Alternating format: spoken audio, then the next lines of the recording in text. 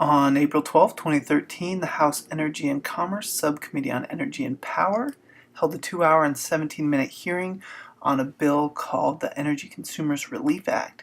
This is a 5-minute summary. The bill is aimed at a range of costly EPA regulations, but it's of interest to natural gas watchers because it is a continuation of the subcommittee's focus on protecting coal and electricity generation. Today's hearing, we're going to be focusing on the Energy Consumers Relief Act of 2013, which was introduced by our colleague, Mr. Cassidy, who's a member of this committee.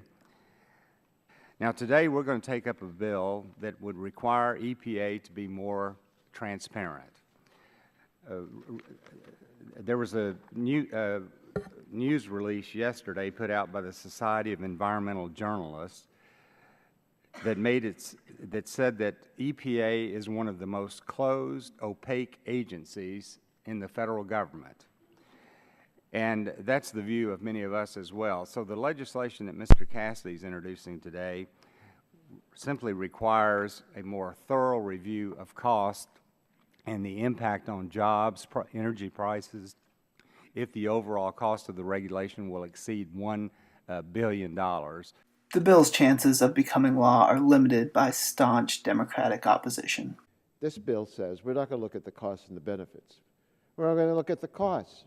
And if the costs are high, we'll forget about it. The problem with this bill is it says that when EPA does its cost-benefit analysis, they should then be accountable to the Department of Energy to make the decision. Well, why? Why should Department of Energy be superior to the Environmental Protection Agency? The benefits of most important rules dwarf the costs. This is an extreme and nonsensical approach.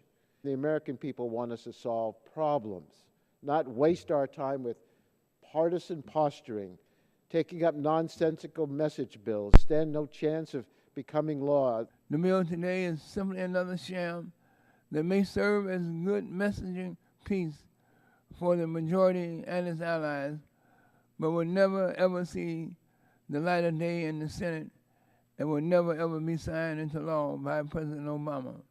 We are here holding yet another hearing on yet another Republican bill designed to gut the Clean Air Act and tie EPA's hands. Mr. Chairman, I find that it's curious that my colleagues on the other side of the aisle are quick to point out that carbon emissions in the U.S. are down to mid-1990 levels, but refuse to acknowledge that the EPA regulations implemented under the Clean Air Act have played a key role.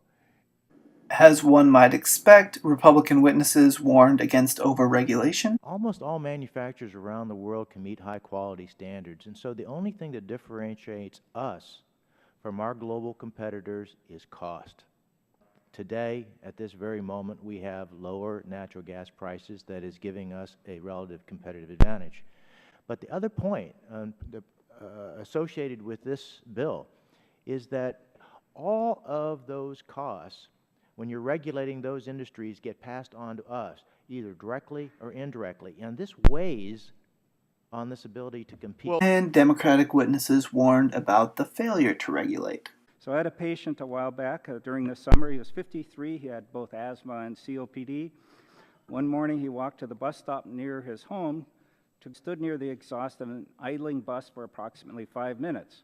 Soon thereafter, he developed the acute onset of severe shortness of breath. In the emergency room, he was in extreme distress.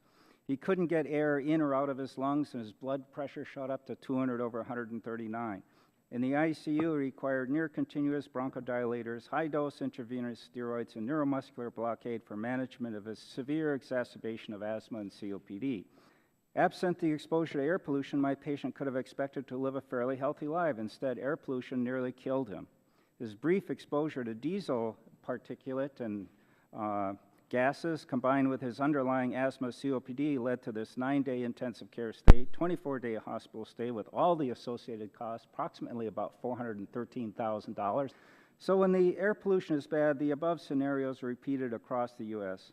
And those are the natural gas highlights. Don't forget to like, subscribe, and visit our webpage.